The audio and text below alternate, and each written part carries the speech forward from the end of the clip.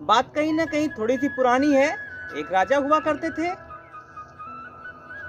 उनकी उम्र करीबन 70 से 75 साल की थी। उनकी कोई संतान नहीं थी, वो निसंतान थे। उन्हें कहीं ना कहीं अपने राज की चिंता रहती थी कि अब उनके राज का क्या होगा, उनके राज का वारिस कौन होगा। एक दिन उन्होंने अपने राजसभा पे इस विषय पे चर्चा किया, तो सभी लोगों ने उनको राय दिया कि आप किसी न किसी को गोद ले लें जिसको आप राजा बना सकें। राजा इस बात से सहमत नहीं हुए। फिर लोगों ने उनसे बोला कि आप एक काम करिए, आप एक कंपटीशन करिए जिसमें कई कई देशों के राजकुमार आए और उसमें हिस्सा लें। जो उसमें सफल हो उसको राजा बनाया जाए। तो कहीं ना कहीं राजा के मन में ये विचार जमा और उन्होंने कहा ठीक है, आप शहर में और पूरे देश में ढिंढोरा पिटवा दिया जाए कि हमारे यहाँ राजा के लिए एक परीक्षा है, अगर जो उसको पास करेगा उसको राजा बनाया जाएगा। तो जो राजा जी के जो सेनापति जी थे वो बोलते हैं, राजा साहब क्या इसमें एक कैटेगरी आप बता दीजिए जिसको मैं रख दूं कि जिसमें फालतू के लोग जो वो ना आ सकें, जो वास्तव में राजा बनने के लायक है वही आए। तो राजा ने कहा इसमें कोई कैटेगरी नहीं रखी जाएगी, इसमें सभी लोग, देश के कोई भी लोग, कैसा भी हो, गरीब हो अमीर हो, कोई भी हिस्सा ले सकता है। मुझे राजा चाहिए, एक कुशल राजा, और कुशल राजा के लिए कोई कैटेगरी नहीं रखनी चाहिए। कोई भी प्रतिभा किसी के पास हो सकती है, राजा ने बोला। राजा की बात सही थी, क्योंकि प्रतिभा किसके पास क्या है ये किसी को क्या पता। ये सारी बात शहर में चर्चा में हो गई, पूरे देश में बहुत सारी भीड़ इकट्ठा होने लगी। वहीं एक दूर गांव पे एक किसान का बेटा था, वो भी अपने माता पिता से जिद करने लगा कि पिताजी मैं भी जाऊंगा राजा की परीक्षा देने, पता नहीं मैं राजा बन जाऊं। उसके माता पिता कहें बेटा हम गरीब हैं, हम वहाँ पे क्या कर सकते हैं, हमारी वहाँ पे क्या वैल्यू, वहाँ बड़े लोगों के बीच में।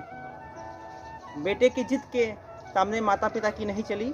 वास्तव में बेटा जाने के लिए तैयार हो गया, लेकिन सही बात तो ये थी कि उसके पास ठीक से कपड़े भी नहीं थे, फटे पुराने कपड़े थे। अब पिता क्या करते, बेटा उनका जाना चाह रहा था तो बगल पड़ोसी से कुछ पैसे लिए। ठंडी का महीना था तो वो क्या करते हैं, उसके लिए कुछ नहीं तो एक जैकेट लिया और उसको दे दिया। वो पहन के राजा के दरबार की तरफ निकल चुका था। जैसे ही वो राजमहल में प्रवेश ही करने वाला था कि रास्ते में उसे एक भिखारी मिला। वो ठंड से काँप रहा था और उससे बोला बेटा मुझे आप कुछ दे जाओ, मुझे ठंड बहुत लग रहा है, मैं आपको बहुत आशीर्वाद दूंगा। जो किसान का बेटा होता है वो कहीं ना कहीं सोचने लगा कि मेरे पास इसको देने के लिए क्या है, इसको ठंड लग रही है, मेरे पास बस एक यही जैकेट ही है, वो भी दूसरों के मांगे हुए पैसे के हैं जो मुझे जाके उसको वापस करना है किसी भी तरीके से।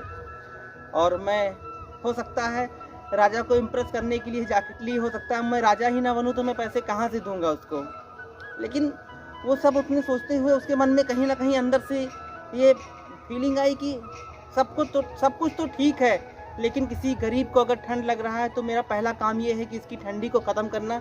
उसने उठा के अपनी जैकेट उस गरीब को दे दिया और वहाँ से चला गया। अब दरबार में पहुँचा, दरबारी उससे बोलने लगे कि हाँ आप राजा की परीक्षा के लिए आए हैं। वो बोलता है हाँ। उसने कहा दरबारी उससे कहने बैठिए राजा साहब अभी थोड़ी देर में आ रहे हैं। राजा साहब दरबार में प्रवेश करते हैं। जो किसान का बेटा रहता है कहीं ना कहीं उसके पैरों के तले की जमीन खिसक जाती है, उसको अपने आंखों पे विश्वास नहीं होता है। वास्तव में ये वही राजा, ये वही व्यक्ति थे जो भिखारी के रूप में उससे जैकेट लिया था।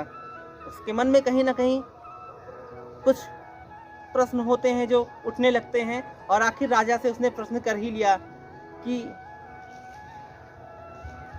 राजा साहब नमस्ते, लेकिन आप मेरे एक प्रश्न का उत्तर दे दीजिए। उन्होंने कहा हाँ बेटा बोलो क्या प्रश्न है आपका।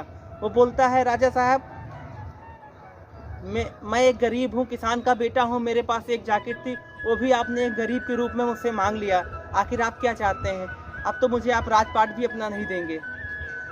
कोई बात नहीं, मैं जा रहा हूँ यहाँ से।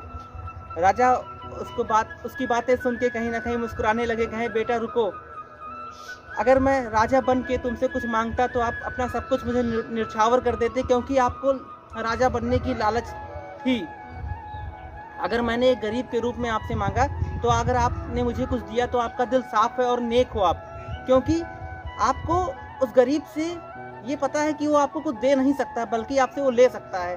जब आप ऐसे व्यक्ति का मदद कर सकते हो जो आपको कुछ देने के लायक नहीं है, तो वास्तव में आप ही हो जो राजा बनने के लायक हो।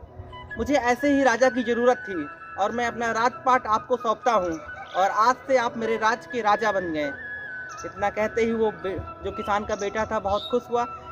मतलब कहीं ना कहीं इस कहानी से हमें थोड़ी सी सीख ये तो ज़रूर मिलती है कि हमें निस्वार्थ भाव से लोगों की सेवा करनी चाहिए, तो परमेश्वर भी जो सारे रास्ते हैं वो खोल देते हैं और हमें कामयाबियाँ मिल जाती हैं। इसलिए मैं हर कहानी में अपने अंतिम में बोलता हूँ, हम इंसान हैं, आप इंसान हैं, जानते सब कुछ हैं, सब कुछ कर सकते हैं, लेकिन बस समझने की देर है और कुछ करने की देर है, बस अच्छा करने की देर है। इसलिए कुछ अच्छा हमेशा करते रहिए और लोगों की नज़र में अच्छा बनने का प्रयास करते रहिए।